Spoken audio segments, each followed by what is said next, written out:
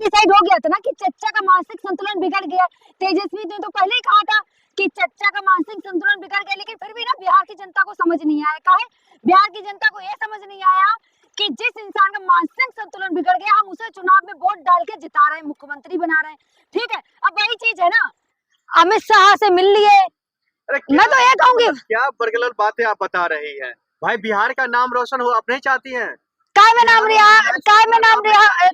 रोशन हो रहा है? ये बताओ कि बिहार में गुंडा राज है, कि बिहार में दिन दहाड़े हाईवे से लड़कियों को उठा रहे जाते हैं, कि बिहार में दिन दहाड़े कट्टा दिखा देते हैं, इसमें नाम है ना बिहार का।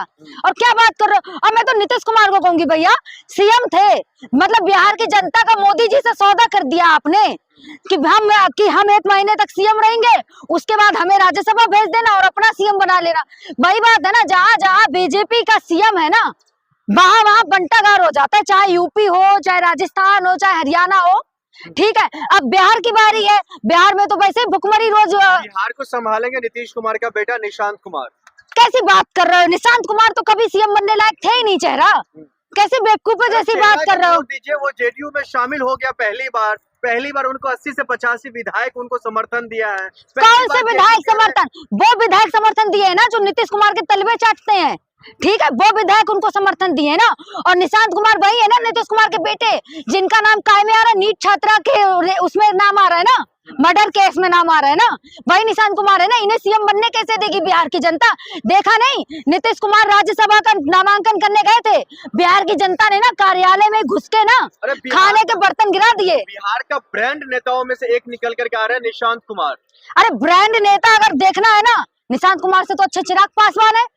कंगना के साथ जोड़ी भी अच्छी लगती, तो उन्हें बना दो मुख्यमंत्री। और मैं तो ये कहूंगी, नीतीश कुमार ने ना अंदर ही अंदर ना साठगांठ कर ली है लालू से। क्यों? जब लालू के घर से निकल रहे थे ना, लालू जी के घर से, देखा नहीं था चेहरे पे एक हंसी, दूसरी हंसी नजर आ रही थी।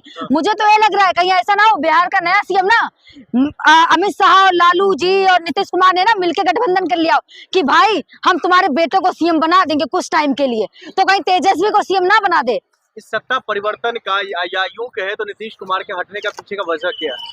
वजह ये है भाई, बेटे को बचाना है, बेटे को तो बचाना है ना। बीजेपी जिसके साथ गठबंधन में उसको खा गई, चाहे वो महाराष्ट्र का हो, हमारे महाराष्ट्र को देख लीजिए ना, महाराष्ट्र में क्या हुआ, पूरी पार्टी खत्म हो गई ना।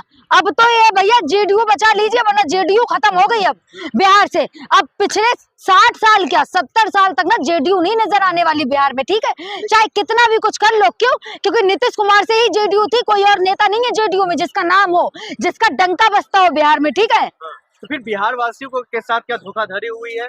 क्या बिहार वासियों के साथ जो है छलावा किया गया? चच्चा पलटू तो थे ही, चच्चा को पलटू चाचा कहा जाता है। ठीक है, अब पलटू किसे कहा जाता है? पलटू वही है ना, बिन पैंदी का लोटा, कभी इधर लुढ़का कभी उधर लुढ़का। तो चच्चा ने तो बिहार की जनता का ही सौदा कर दिया। तो वही चीज है ना, बिहार की जनता को तो इतना धोखा दे दिया। बिहार की महिलाओं ने वोट इन्हें पता क्यों दे दिया कि भैया छठ आ रही है, छठ पे साड़ी खरीद लेंगे, छठ पे घर पेंट करा लेंगे। ठीक है, इसलिए बिहार की जनता ने 10-10 हजार रुपए के लालच में इन्हें वोट दे दिया।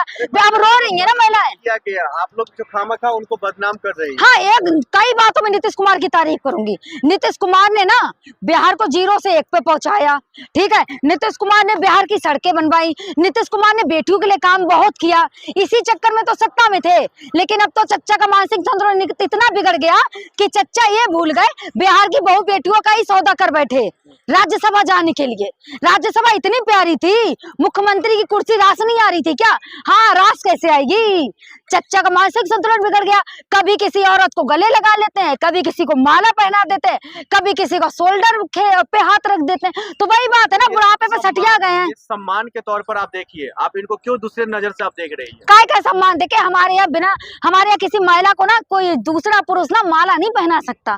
ठीक है, ये सम्मान है महिला का।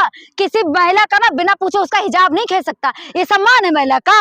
तुम जैसे गोदी मीडिया वाले हैं जो आज वहां पे डांस कर रहा है कि कि नीतीश कुमार के बेटे को सीएम बना देंगे, नीतीश कुमार के बेटे को सीएम बना देंगे। चंद्रबाबू नायडू जी की भी बारी है। मैं आपको बता देती हूँ, ये वो लोग हैं जो अपने साथ गठबंधन के लोगों को इस्तेमाल करते हैं और इस्तेमाल करने के बाद फेंक देते हैं। ठीक है, ऐसा ही अमित शाह जी ने किया। क्यों गए थे अमित शाह जी इतने दिन बिहार में, क्यों रह के आए थे, क्या प्लानिंग चल रही थी, ये देश की जनता को पता चल चुका है कि नीतीश कुमार जी जिनके चेहरे पर वोट लड़ा था, आज जेडीयू के कार्यकर्ता जो सड़क पर मेहनत कर रहे थे, मैं कहती हूँ अगर किसी ने सरकार बनाई है और सड़क पे मेहनत करते हैं वो लोग, बेशक वो सरकार नहीं चला पा रहे ठीक से बिहार के अंदर, लेकिन उनकी मेहनत तो है ना। अगर कोई विधायक बन रहा है, कोई सांसद बन रहा है, तो उनकी मेहनत है। आज उनकी मेहनत पर पानी फेर करके बीजेपी पूरे देश को कब्जा करना चाहती है। लेकिन वो तो लगातार कह रहे हैं जो हमारा सपना था, वो जो सपना साकार हो रहा है, हम बिहार को अब जो है देश लेवल पर लेकर के जाएंगे। देखिए, बिहार के बाद बंगाल की बारी है। बिहार में जाकर के बंगाल के लिए स्टेटमेंट देते हैं। बंगाल का चुनाव जीतना जरूरी है, इसलिए बिहार पे कब्जा कर लिया अमित शाह जी ने।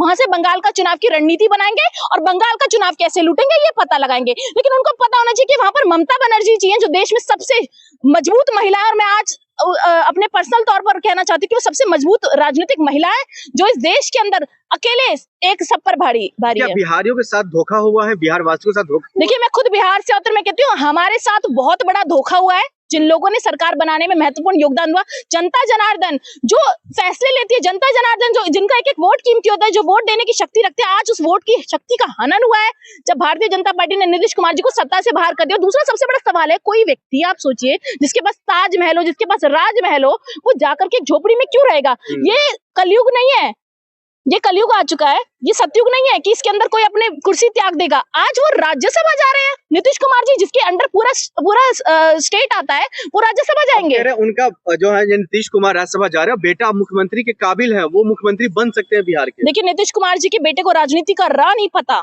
ये लोग नीतीश कुमार जी के बेटे को इसलिए जेडीयू ज्वाइन करा दिया इन्होंने ताकि जनता में हौसला बना रहे कि चलिए बेटा तो है, हो सकता है बेटे को मुख्यमंत्री बना देंगे, कार्यकर्ता साथ हो जाए। लेकिन मुझे लगता है कि आने वाले समय में कुछ दिनों में कुछ ऐसी न्यूज भी आपके बीच में आएंगी कि क्या खेल होने वाला है बिहार के अंदर। लेकिन मैं बताना चाहती हूँ, बिहार की जो सत्ता पलटी है, बिहार की जो राजनीति जहां बिहार से शुरू होती है, वहां पर इस तरीके से बिहारियों को धोखा देना, बिहार की जनता को धोखा देना, कहीं ना कहीं प्रश्न चिन्ह खड़ा कर देता है इस भारतीय जनता पार्टी। नीतीश कुमार को हाईजैक वाकई में कर लिया, जो बात तेजस्वी बिल्कुल कर रहा है। आप भी सोचिए ना, अमित शाह जी को क्या जरूरत थी नीतीश कुमार जी को अपनी गाड़ी में लेके घूमने के लिए, क्योंकि वो चाहते थे कि कार्यकर्ता नीतीश कुमार जी के मानसिक संतुलन कुछ समय से ठीक नहीं चल रहा है, ये उनके पार्टी के कार्यकर्ता भी मानते हैं। मैं आपसे कहना चाहती हूँ, जिस व्यक्ति को कुछ याद नहीं रहता, उन्हें कई बार दवाइयां भी खानी पड़ती हैं। ये भी कुछ खबरें मैंने सुनी है। तो मैं आपसे कहना चाहती हूँ कि जब नीतीश कुमार जी को गाड़ी में बिठा करके ले जाते तो क्यों ले जाते? कार्यकर्ताओं से मिलने देते, मिलकर फैसला लेते। जो कार्यकर्ता दिन रात मेहनत करके पार्टी में मुख्यमंत्री बनाते हैं, उनको आप उनसे मिलने नहीं देते, अपनी गाड़ी में ब्लैक शीशे करके बिठा लेते हैं और कार्यकर्ता पागलों की तरह सड़कों पर दौड़ रहे होते हैं आपकी गाड़ियों के पीछे। तो ये साफ दर्शाता है कि कोई बड़ी रणनीति भारतीय जनता पार्टी ने। नीतीश कुमार के और पलटी मार देनी चाहिए अगर उनके साथ या उनके स्वभाव के साथ खिलवाड़ हो रहा है। देखिए, मुझे लगता है कि नीतीश कुमार जी पलटी नहीं मारेंगे, क्योंकि कई ऐसी बातें भी सामने आ रही है कि कुछ ऐसे प्रूफ्स हैं, जैसे भारतीय जनता पार्टी ने मायावती जी को कंट्रोल कर रखा है, ऐसे कई नेताओं को अपने कंट्रोल में रखा है। ठीक है, ऐसे नीतीश कुमार जी के साथ भी है। तो मुझे नहीं लगता कि ऐसा कुछ होने वाला है। पीछे का पलटवार के पीछे का कहानी कहा जा रहा है, जो नीट वाला मामला, जो बच्ची के साथ जो नीट की छात्रा पप्पू यादव की गिरफ्तारी, अमिताभ दास जी जो पूर्व आईपीएस उसकी गिरफ्तारी, क्या ये खेल है, ये झोल तो नहीं चल रहा? देखिए, नीट की छात्रा के साथ जो हुआ था उसमें कई नेताओं के, वीआईपी नेताओं के नाम शामिल थे, ये बात सामने आ रही थी, ये बात सच है। अब वो वीआईपी कौन थे, उसका क्या लेना देना था नीतीश कुमार जी से? आखिर नीतीश कुमार जी को किस बात का डर था? ये तो इन्वेस्टिगेशन का विषय है। लेकिन सवाल ये है कि जब नीट की छात्रा की मौत हो जाती है, उसको न्याय नहीं मिलता, उस पर भारतीय जनता पार्टी, इस पर नीतीश कुमार जी नहीं बोलते हैं। तो आज नीट की छात्रा वाले मैटर से जोड़कर देखना बिल्कुल सही है, क्योंकि गिरफ्तारी, जब सोचिए जो व्यक्ति पप्पू यादव जी खड़े थे उनके लिए, सांसद जी, उनकी गिरफ्तारी, एक आईपीएस जब बयान दे रहे थे तो उनकी गिरफ्तारी, तो साफ तौर पर बताता है कि पुराने मामलों को घसीट के लाने का मकसद सिर्फ ये है कि नीट की छात्रा को न्याय न मिले, क्योंकि उसके पीछे कई नेताओं के नाम शामिल है, जेडीयू के हो सकते हैं, बीजेपी के हो सकते हैं। इस बीच में आरजेडी का भी एक बहुत बड़ा बयान आया है, जो हमारा दरवाजा अभी भी खुला हुआ है, लेकिन उन्होंने नाम नहीं लिया नीतीश कुमार की। ये लड़ाई आज आरजेडी वर्सेस जेडीयू की नहीं है, ये लड़ाई आज पूरे बिहार वासियों की है कि बिहार की सत्ता की है। जिस राज्य में ये नरेंद्र मोदी जी और अमित शाह जी बैठ जाते हैं, उस राज्य को बर्बाद कर देते हैं, लेकिन बिहार को हम बर्बाद नहीं होने देंगे। बिहार में अभी भी डेवलपमेंट के लिए बहुत कुछ है, और जब से अमित शाह जी, नरेंद्र मोदी जी बैठेंगे तो मुझे नहीं लगता बिहार और डेवलप हो पाए।